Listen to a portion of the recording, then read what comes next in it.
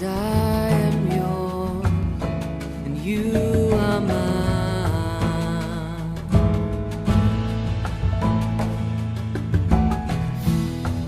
'Cause I am yours, you are mine. You are mine.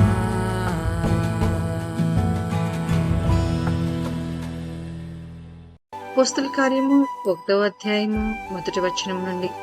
ఓ దియోఫిలా, యేసు తాను ఏర్పరచుకొనిన అపోస్తలులకు పరిశుద్ధాత్మ ద్వారా ఆజ్ఞాపించిన తరువాత ఆయన పరమునకు చేర్చుకొనబడిన దినము వరకు ఆయన చేయుటకును బోధించుటకును ఆరంభించిన వాటన్నిటిని గూర్చి నా మొదటి గ్రంథమును రచించితిని. ఆయన శ్రమపడిన తరువాత 40 దినముల వరకు వారికి అగపడుచు దేవుని రాజ్య విషయములను గూర్చి బోధించుచు అనేక ప్రమాణములను చూపి వారికి తన్ను తాను సజీవునిగా కనపరుచుకొనెను. ఆయన వారిని కలుసుకొని ఇలాగు ఆజ్ఞాపించెను, మీరు యెరూషలేము నుండి వెళ్ళక నా వలన వినిన తండ్రి యొక్క వాగ్దానము కొరకు కనిపెట్టుడి. యోహాను నీళ్లతో బాప్తీసమిచ్చెను కాని కొద్ది దినములలోగా మీరు పరిశుద్ధాత్మలో బాప్తీసము పొందెదరనెను. కాబట్టి వారు కూడి వచ్చినప్పుడు, ప్రభువా, ఈ కాలమందు ఇజ్రాయేలునకు రాజ్యమును మరలా అనుగ్రహించెదవా అని ఆయనను అడగగా, ఆయన కాలములను సమయములను తండ్రి తన స్వాధీనమందుంచుకుని ఉన్నాడు, వాటిని తెలుసుకొనుట మీ పని కాదు. అయినను పరిశుద్ధాత్మ మీ మీదికి వచ్చినప్పుడు మీరు శక్తి నొందెదరు కనుక మీరు యెరూషలేములోను యూదయ సమరయ దేశముల యందంతటను భూ దిగంతముల వరకును నాకు సాక్షులై ఇందురని వారితో చెప్పెను. ఈ మాటలు చెప్పి వారు చూచుచుండగా ఆయన ఆరోహణమాయెను. అప్పుడు వారి కన్నులకు కనబడకుండా ఒక మేఘము ఆయనను కొనిపోయెను. ఆయన వెళ్ళుచుండగా వారు ఆకాశం వైపు తేరి చూచుచుండిరి. ఇదిగో, తెల్లని వస్త్రములు ధరించుకొనిన 2 మనుషులు వారి యొద్ద నిలిచి, గలిలయ మనుషులారా, మీరెందుకు నిలిచి ఆకాశం వైపు చూచుచున్నారు? మీ యొద్ద నుండి పరలోకమునకు చేర్చుకొనబడిన ఈ యేసే ఏ రీతిగా పరలోకమునకు వెళ్ళుట మీరు చూచితిరో ఆ రీతిగానే ఆయన తిరిగి వచ్చునని వారితో చెప్పిరి. అప్పుడు వారు ఒలీవలనబడిన కొండ నుండి యెరూషలేమునకు తిరిగి వెళ్ళిరి. ఆ కొండ యెరూషలేమునకు విశ్రాంతి దినమున నడవదగినంత సమీపమున ఉన్నది. వారు పట్టణంలో ప్రవేశించి తాము బస చేయుచుండిన మేడగదిలోనికి ఎక్కిపోయిరి. వారెవరనగా పేతురు, యోహాను, యాకోబు, అంద్రెయ, ఫిలిప్పు, తోమా, బర్తలోమయి, మత్తయి, అల్ఫయి కుమారుడగు యాకోబు, జలేతో అనబడిన సీమోను, యాకోబు కుమారుడగు యోదా అనువారు. వీరందరూ వీరితో కూడా కొందరు స్త్రీలను, యేసు తల్లి అయిన మరియయు ఆయన సహోదరులను ఏక మనసుతో ఎడతెగక ప్రార్థన చేయుచుండిరి. ఆ కాలమందు ఇంచుమించు 120 మంది సహోదరులు కూడియుండగా పేతురు వారి మధ్య నిలిచి ఇట్లనెను, సహోదరులారా, యేసును పట్టుకొనిన వారికి త్రోవ చూపిన యూదాను గూర్చి పరిశుద్ధాత్మ దావీదు ద్వారా పూర్వం పలికిన లేఖనము నెరవేరవలసి ఉండెను. అతడు మనలో ఒకడుగా ఎంచబడిన వాడై ఈ పరిచర్యలో పాలు పొందెను. ఈ యూదా ద్రోహము వలన సంపాదించిన రూకలనిచ్చి ఒక పొలము కొనెను. అతడు తలకిందులుగా పడి నడిమికి బద్దలైనందున అతని పేగులనియు బయటికి వచ్చెను. ఈ సంగతి యెరూషలేములో కాపురమున్న వారందరికీ తెలియవచ్చెను కనుక వారి భాషలో ఆ పొలము అకెల్దమ అనబడి ఉన్నది. దానికి రక్తభూమి అని అర్థము. ఇందుకు ప్రమాణముగా అతని ఇల్లు పాడైపోవునుగాక, దానిలో ఎవడునూ కాపురముండకపోవునుగాక, అతని ఉద్యోగము వేరొకడు తీసుకొనుగాక అని కీర్తనల గ్రంథంలో వ్రాయబడి ఉన్నది. కాబట్టి యోహాను బాప్తిసమిచ్చినది మొదలుకొని ప్రభువైన యేసు మన యొద్ద నుండి పరమునకు చేర్చుకొనబడిన దినము వరకు ఆయన మన మధ్య సంచరించుచుండిన కాలమంతయు మనతో కలిసి ఉన్న వీరిలో ఒకడు మనతో కూడా ఆయన పునరుద్ధానమును గూర్చి సాక్షి అయి ఉండుట ఆవశ్యకమని చెప్పెను. అప్పుడు వారు యూస్తు అను మారుపేరు గల బరబ్బా అనబడిన యేసోపు, మత్తీయ అను ఇద్దరిని నిలువబెట్టి ఇట్లని ప్రార్థన చేసిరి, అందరి హృదయములను ఎరిగియున్న ప్రభువా, తన చోటికి పోవుటకు యూదా తప్పిపోయి పోగొట్టుకొనిన ఈ పరిచర్యలోను అపోస్తులత్వంలోను పాలు పొందుటకు వీరిద్దరిలో నీవు ఏర్పరచుకొనిన వారిని కనపరచుమనిరి. అంతటి వారు వీరిని గూర్చి చీట్లు వేయగా మత్తీయ పేరిట చీటి వచ్చెను కనుక అతడు 11 మంది అపోస్తులతో కూడా లెక్కింపబడెను. అపోస్తుల కార్యము 2వ అధ్యాయము 1వ వచనం నుండి. పెంతెకోస్తను పండుగ దినము వచ్చినప్పుడు అందరూ ఒక చోట కూడియుండిరి. అప్పుడు వేగముగా వీచు బలమైన గాలి వంటి ఒక ధ్వని ఆకాశము నుండి అకస్మాత్తుగా వారు కూర్చుని ఉన్న ఇల్లంతయో నిండెను. మరియు అగ్ని జ్వాలల వంటి నాలుకలు విభాగింపబడినట్టుగా వారికి కనబడి వారిలో ఒక్కొక్కని మీద రాలగా అందరూ పరిశుద్ధాత్మతో నిండిన వారై ఆ ఆత్మ వారికి వాక్ శక్తి అనుగ్రహించిన కొలది అన్ని భాషలతో మాట్లాడసాగిరి. ఆ కాలమున ఆకాశము క్రింద నుండి ప్రతి జనములో నుండి వచ్చిన భక్తి గల యూదులు యెరూషలేములో కాపురముండిరి. ఈ శబ్దం కలుగగా జనులు గుంపులుగా కూడి వచ్చి ప్రతి మనుష్యుడు తన స్వభాషతో వారు మాట్లాడుట విని కలవరపడిరి. అంతటా అందరూ విభ్రాంతి నొంది ఆశ్చర్యపడి, ఇదిగో మాట్లాడుచున్న వీరందరూ గలిలయులు కారా? మనలో ప్రతివాడు తాను పుట్టిన దేశపు భాషతో వీరు మాట్లాడుట మనము వినుచున్నామే.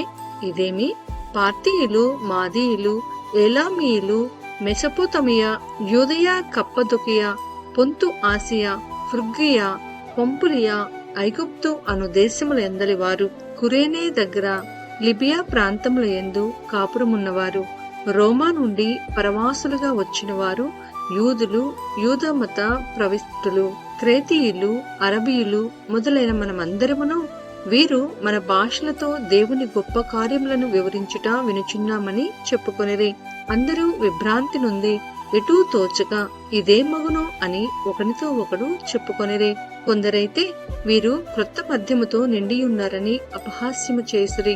అయితే పేతురు ఆ 11 కూడా లేచి నిలిచి బిగ్గరగా వారితో ఇట్లనెను, యూదయ మనుషులారా, యెరూషలేములో కాపురమున్న సమస్త జనులారా, ఇది మీకు తెలియనుగాక. చెవియొగ్గి నా మాట వినుడి. మీరు ఊహించినట్టు వీరు మత్తులు కారు, ప్రొద్దు పొడిచి జామైనా కాలేదు. ఏవేళ ప్రవక్త ద్వారా చెప్పబడిన సంగతి ఇదే, ఏమనగా అంత్యదినముల యందు నేను మనుషులందరి మీద నా ఆత్మను కుమ్మరించెదను. మీ కుమారులను మీ కుమార్తెలను ప్రవచించెదరు. మీ యవనులకు దర్శనములు కలుగును. మీ వృద్ధులు కలలు కందురు. ఆ దినములలో నా దాసుల మీదను నా దాసురాండ్ల మీదను నా ఆత్మను కుమ్మరించెదను కనుక వారు ప్రవచించెదరు. పైన ఆకాశమందు మహత్కార్యములను, క్రింద భూమి మీద సూచన క్రియలను, రక్తమును, అగ్నిని, పొగ ఆవిరిని కలుగచేసెదను. ప్రభువు ప్రత్యక్షముగు ఆ మహాదినము రాకమునుపు సూర్యుడు చీకటిగాను చంద్రుడు రక్తముగాను మారుదురు. అప్పుడు ప్రభువు నామమును బట్టి ప్రార్థన చేయు వారందరూ రక్షణ పొందుదురు అని దేవుడు చెప్పుచున్నాడు.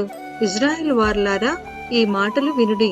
దేవుడు నజరేయుడగు యేసు చేత అద్భుతములను, మహత్కార్యములను, సూచక క్రియలను మీ మధ్యను చేయించి ఆయనను తన వలన మెప్పు పొందిన వానిగా మీకు కనపరచెదను. ఇది మీరే ఎరుగుదురు. దేవుడు నిశ్చయించిన సంకల్పమును, ఆయన భవిష్యత్ జ్ఞానమును అనుసరించి అప్పగింపబడిన ఈయనను మీరు దుష్టుల చేత సిలువ వేయించి చంపితిరి. మరణము ఆయనను బంధించి ఉంచుట అసాధ్యము కనుక దేవుడు మరణ వేదనను తొలగించి ఆయనను లేపెను. ఆయనను గూర్చి దావీదు ఇట్లనెను, నేనెల్లప్పుడూ నా ఎదుట ప్రభువును చూచుచుంటిని. ఆయన నా కుడిపార్శ్వమునున్నాడు కనుక నేను కదల్చబడను. కావున నా హృదయము ఉల్లసించెను, నా నాలుక ఆనందించెను, మరియు నా శరీరము కూడా నిరీక్షణ కలిగి నిలకడగా ఉండును. నీవు నా ఆత్మను పాతాళంలో విడిచిపెట్టవు, నీ పరిశుద్ధుని కుళ్ళు పట్టనీయవు. నాకు జీవ మార్గములు తెలిపితివి, నీ దర్శనం అనుగ్రహించి నన్ను ఉల్లాసముతో నింపెదవు. సహోదరులారా, మూల పురుషుడకు దావీదును గూర్చి మీతో నేను ధారాళముగా మాట్లాడవచ్చును. అతడు చనిపోయి సమాధి చేయబడెను. అతని సమాధి నేటి వరకు మన మధ్యనున్నది. అతడు ప్రవక్తే ఉండెను కనుక అతని గర్భఫలంలో నుండి అతని సింహాసనము మీద ఒకరిని కూర్చుండబెట్టెదును అని దేవుడు తనతో ప్రమాణపూర్వకంగా బొట్టు పెట్టుకొనిన సంగతి అతడెరిగి, క్రీస్తు పాతాళంలో విడవబడలేదనియు ఆయన శరీరము కుళ్ళిపోలేదనియు దావీదు ముందుగా తెలుసుకొని ఆయన పునరుద్ధానమును గూర్చి చెప్పెను. ఈ యేసును దేవుడు లేపెను, దీనికి మేమందరము సాక్షులము. కాగా ఆయన దేవుని కుడిపార్శ్వమునకు హెచ్చింపబడి పరిశుద్ధాత్మను కూర్చిన వాగ్దానమును తండ్రి వలన పొంది మీరు చూచుచూ వినుచూనున్న దీనిని కుమ్మరించి ఉన్నాడు. దావీదు పరలోకమునకు ఎక్కిపోలేదు, అయితే అతడిట్లనెను, నేను నీ శత్రువులను నీ పాదముల క్రింద పాదపీఠముగా ఉంచు వరకు నీవు నా కుడిపార్శ్వమున కూర్చుండమని ప్రభువు నా ప్రభువుతో చెప్పెను. మీరు సిలువ వేసిన ఈ యేసునే దేవుడు ప్రభువుగాను క్రీస్తుగాను నియమించెను. ఇది ఇజ్రాయేలు వంశమంతయు రూఢిగా తెలుసుకుని వల్లని చెప్పెను. వారు ఈ మాట విని హృదయములో నొచ్చుకొని, సహోదరులారా, మేమేమి చేతుమని పేతురును కడమ అపోస్తులను అడగగా, పేతురు, మీరు మారుమనసు పొంది పాపక్షమాపణ నిమిత్తము ప్రతివాడు యేసుక్రీస్తు నామమున బాప్తిస్మము పొందుడి, అప్పుడు మీరు పరిశుద్ధాత్మ అనువరము పొందుదురు. ఈ వాగ్దానము మీకును మీ పిల్లలకును దూరస్తులందరికీ, అనగా ప్రభువైన మన దేవుడు తన యొద్దకు పిలిచిన వారికందరికీ చెందునని వారితో చెప్పెను. ఇంకనూ అనేక విధములైన మాటలతో సాక్ష్యమిచ్చి, మీరు మూర్ఖులకు ఈ తరము వారికి వేరే రక్షణ పొందుడని వారిని హెచ్చరించెను. కాబట్టి అతని వాక్యము అంగీకరించిన వారు బాప్తిస్మము పొందిరి. ఆ దినమందు ఇంచుమించు 3,000 మంది చేర్చబడిరి. వీరు అపోస్తుల బోధయందును సహవాసమందును రొట్టె విరుచుటయందును ప్రార్థన చేయటయందును ఎడతెగక యుండిరి. అప్పుడు ప్రతివానికిని భయము కలిగెను. మరియు అనేక మహత్కార్యములను సూచన క్రియలను అపోస్తుల ద్వారా జరిగెను. విశ్వసించిన వారందరూ ఏకముగా కూడి తమకు కలిగినదంతయు సమిష్టిగా ఉంచుకొనిరి. ఇదియును కాక వారు తమ చరాస్తిరాస్తులను అమ్మి అందరికిని వారి వారి అక్కుల కొలది పంచిపెట్టిరి. మరియు వారు ఏక మనస్కులై ప్రతిదినము దేవాలయములో తప్పక కూడుకొనుచు ఇంటింటా రొట్టె విరుచుచు దేవుణ్ణి స్తుతించుచు ప్రజలందరి వలన దయ పొందిన వారై ఆనందముతోనూ నిష్కపటమైన హృదయముతోనూ ఆహారము పుచ్చుకొనుచుండిరి. మరియు ప్రభు రక్షణ పొందుచున్న వారిని అనుదినము వారితో చేర్చుచుండెను. అపోస్తల కార్యము 3వ అధ్యాయము 1వ వచనము నుండి.